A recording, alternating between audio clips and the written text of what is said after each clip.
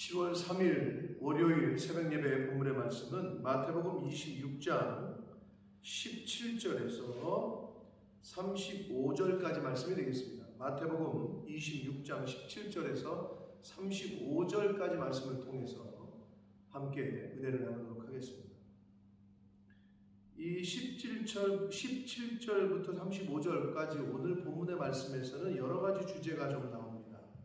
17절에서 19절까지에서는 우리가 잘 알고 있는 최후의 만찬에 대한 이야기가 나오고 있고, 최후 만찬, 마지막 만찬에 준비하는 과정이 나오고 있고, 그리고 20절부터 25절까지에서는 예수님께서 가룟 유다에 대한 배신을 예고하십니다. 그래서 마태의 시각으로 가룟 유다의 배신을 예고하시는 예수님의 모습을 그리고 있고, 26절부터 29절까지에서는 새로운 성만찬 규례를 제정하시는 내용이 나옵니다. 그리고 31절부터 마지막 절까지 35절까지에서는 베드로의 부인, 모든 제자들을 포함해서 사도 베드로도 제자 베드로도 세 번 부인할 거다. 네가 나를 부인할 것이다. 라고 하는 그 베드로의 부인을 이제 예언하시고 예고하시는 그 내용이 기록되어져 있습니다.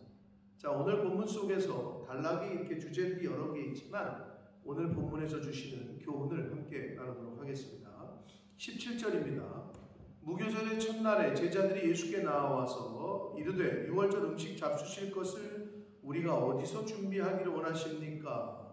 유월절에는 같이 떡을 떼고 그 규례에 맞춰서 유월절을 지낸단 말이에요, 명절을. 그래서 제자들이 예수님께 물어요. 그랬더니 18절 예수님께서 이르시되 성한 아무에게 가서 이르되 선생님 말씀이 내 때가 가까이 왔으니 내 제자들과 함께 유월절을 내 집에서 지키겠다 하시더라 하라. 근데 여기서 아무에게 가서는 일부러 익명으로 처리하는 것으로 보입니다. 왜냐하면 누군지 이름이 밝혀지면 당시에 이 마태가 쓸 당시에 누구네 집이라고 밝히면 해코지를 당하거나 어려움을 당할 수 있어서 아무다라는 익명으로 그 사람을 보호하기 위해서 익명으로 처리를 한 것으로 이 마태는 이렇게 기록을 했습니다. 자, 그러자 예수님의 말씀을 들은 제자들이 19절 예수께서 시키신 대로 하여 유월절을 준비합니다. 사랑하는 성도 여러분, 예수님께서 시키신 대로 제자들이 유월절을 준비합니다. 이게 스승과 제자의 관계입니다. 하나님이 말씀하시면 그 시키신 대로 하면 되는 거예요. 근데 우리는 자꾸 토를 달죠. 아이들도 마찬가지고 학교에서 학생들도 마찬가지예요. 부모님이 말씀하시면 예하면 되는데 자꾸 토를 달아. 학교에서도 마찬가지죠. 선생님이 말씀하시면 예하면 되는데 토를 달아. 군대라는 조직, 토를 달면 안 되는 조직이거든요. 오늘날 군대는 어떤지 모르겠습니다만 위에서 명령이 내려오면 그대로 실행하는 거예요. 상명하복. 어떤 의미에서는 하나님께서 말씀하시면 그대로 행하는 거예요. 시키신 대로 순종했다라고 말씀합니다. 20절 말씀 봅니다. 저물 때 예수께서 12제자와 함께 앉으셨더니 그들이 먹을 때에 이르시되 내가 진실로 너에게 이르노니 너희 중에 한 사람이 나를 팔 것이다. 가룟 유다의 배신을 예고하는 장면인데요. 다른 그 복음서들하고 조금씩 다르긴 합니다만은, 자, 내가 진실로 너희에게 이르노니 너희 중에 한 사람이 나를 팔 거다. 마태는 이렇게 얘기했고요. 사도 요한은 요한복음에서 콕 집어서 가룟 유다라고 알려줘요. 자, 근데 여기서 예수님은 가룟 유다에게 회개할 기회를 주셨어요. 돌이킬 기회를 주셨어요. 그래서 계속 언급을 하시는 거예요. 내가 음식을 입에 넣어주는 사람이 바로 그 사람이다. 나는 아니지요. 네가 말했다. 이렇게 계속 알려줘요. 내가 알고 있다 너. 그런데도 이 가룟 유다는 자신의 그 완고함과 완악함과 고집을 꺾지를 않고 그대로 자신의 생각대로 실행을 합니다. 그러니까 회개할 기회를 예수님이 분명히 주셨는데도 놓치게 돼요. 인간의 멸망은, 파멸은 환경적인 요인도 물론 있을 수 있겠습니다만은 사실은 나 때문에, 나의 교만, 나의 고집, 나의 완악함, 이것 때문에 인간은 파멸에 치닫게 됩니다. 가룟 유다가 그랬습니다. 그 말을 들은 제자들이 그들이 몹시 근심하여 각각 여짜오되 주여 나는 아니지요. 주여 저는 아니지요. 여기서 퀴리에라는 단어를 썼어요. 왕, 통치자, 주인이라는 뜻입니다.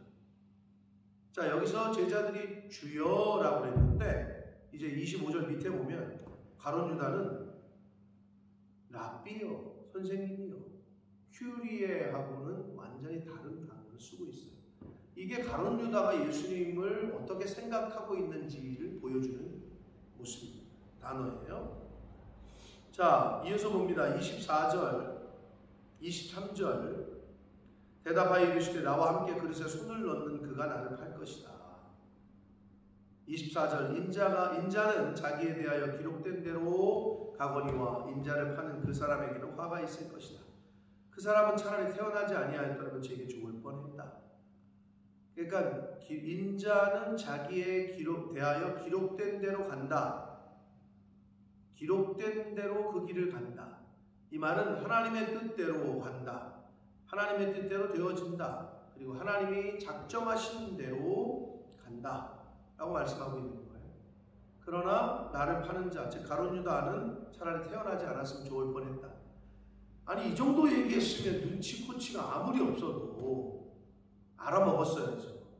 근데 가룟 유다는 자기의 그 완악함, 완고함, 고집 때문에 망한 거예요.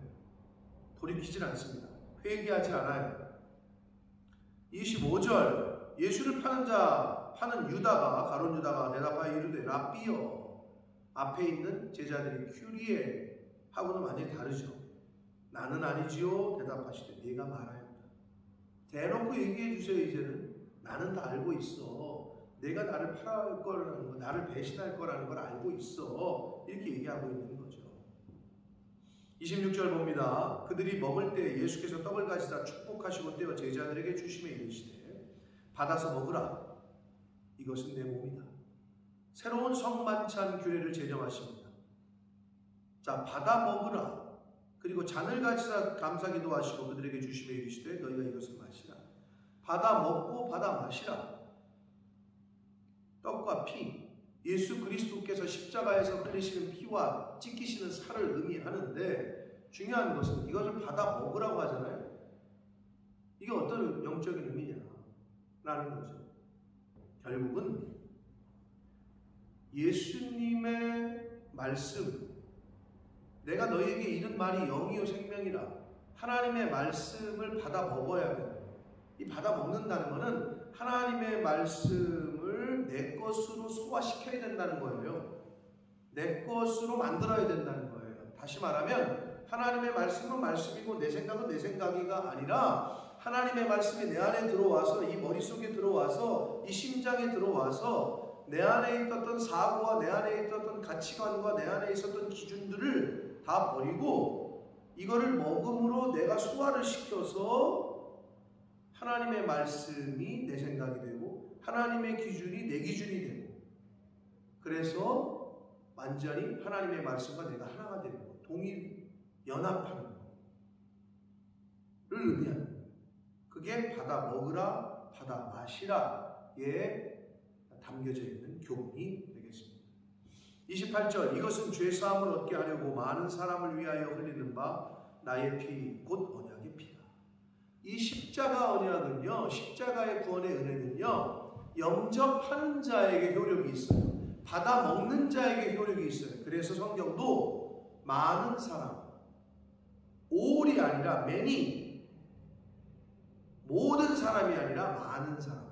왜 그렇게 썼느냐? 이 성경이 모든 사람이 아니에요.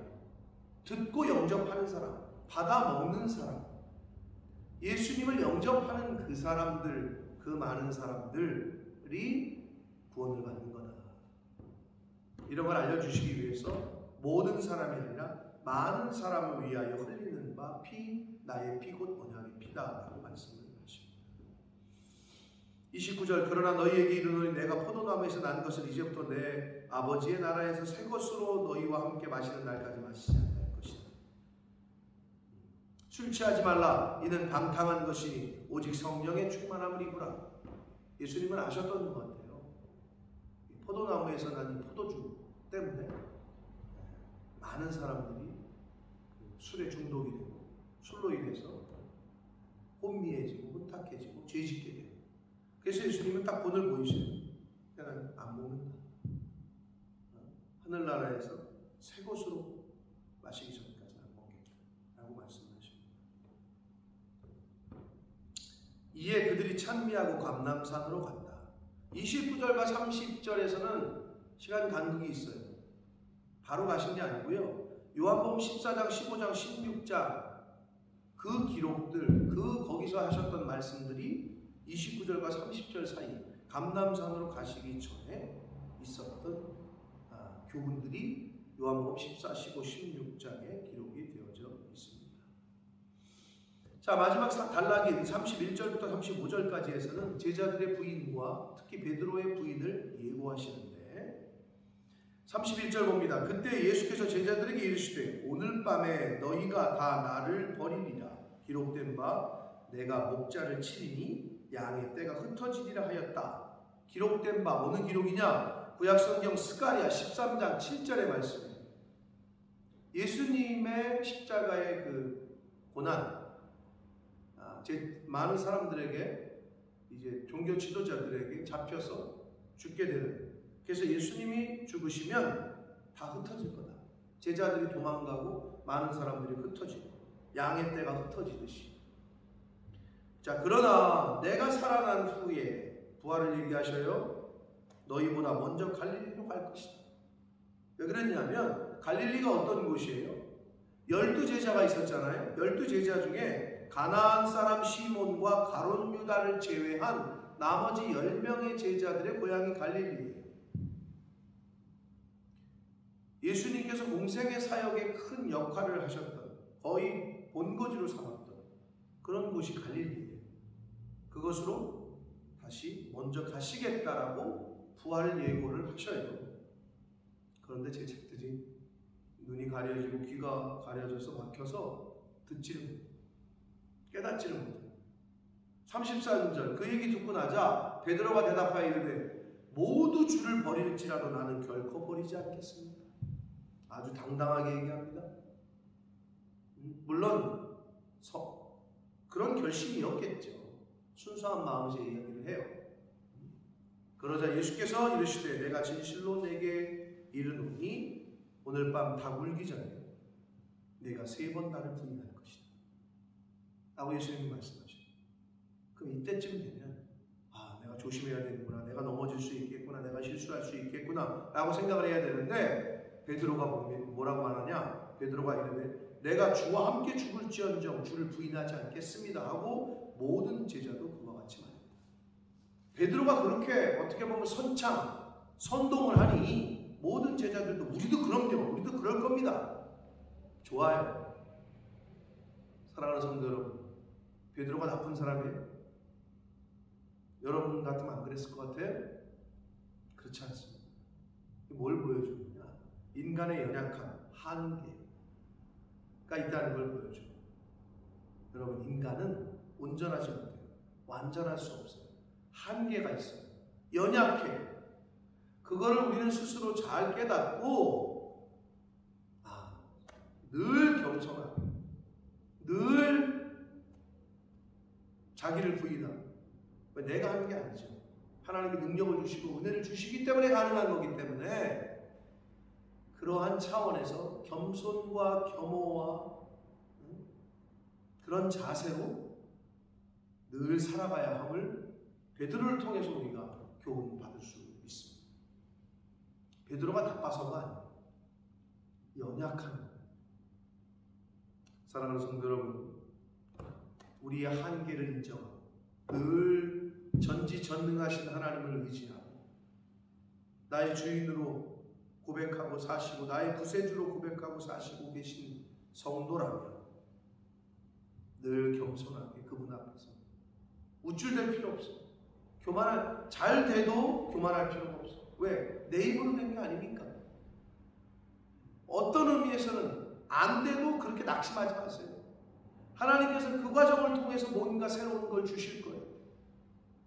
사랑하는 성도 여러분, 하나님 앞에서 늘 철저하게 겸손하게 나를 부인하고 내 안에 내 기준과 내 생각이 아니라 오직 하나님의 말씀으로 가득 채워서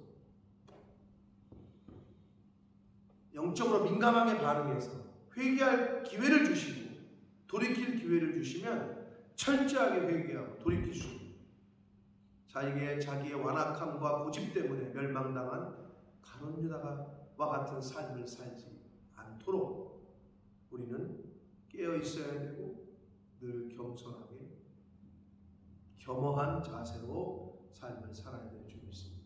오늘 하루를 살아가실 때 그러한 자세로 살아가시고 오늘도 하나님의 말씀을 받아 먹고 받아 마시는 내 것으로 소화하는, 그래서 내 생각, 내 기준, 내 고집 이런 건 버리고 오직 하나님의 말씀만 나를 지배해서 입에서 입을 열면 하나님의 사랑이, 입에서 입을 열면 복음이, 손에서 행동을 하고 발로 걸어가는 것이 우리의 말과 행동이 오직 하나님의 말씀이 드러나는 그러한 복된 한 날을 사시는 저와 여러분이 되시기를 예수 그리스도의 이름으로 축복합니다. 기도하겠습니다. 살아계신 하나님 아버지 감사합니다. 하나님의 은혜로 오늘도 새날을 주시고 생명 주시고 하나님의 말씀을 이렇게 전하고 들으며 함께 교훈받으며 하루를 시작하게 하시니 아버지 감사합니다. 아버지 하나님, 오늘 하루를 살아갈 때 오늘 주신 말씀처럼 겸손하고 겸허하게 오늘 한 날을 살게 하시고 오늘 그 말씀을 내 것으로 잘 소화하며 그 말씀에 인도하심에 따라 순종하며 살아가는 복된 한 날이 되어지도록 어리석은 가룟 유다와 같은 완악함과 고집은 버릴 수 있도록 주여 은혜 내려 주옵소서. 예수 그리스도 이름으로 축복하며 기도합니다.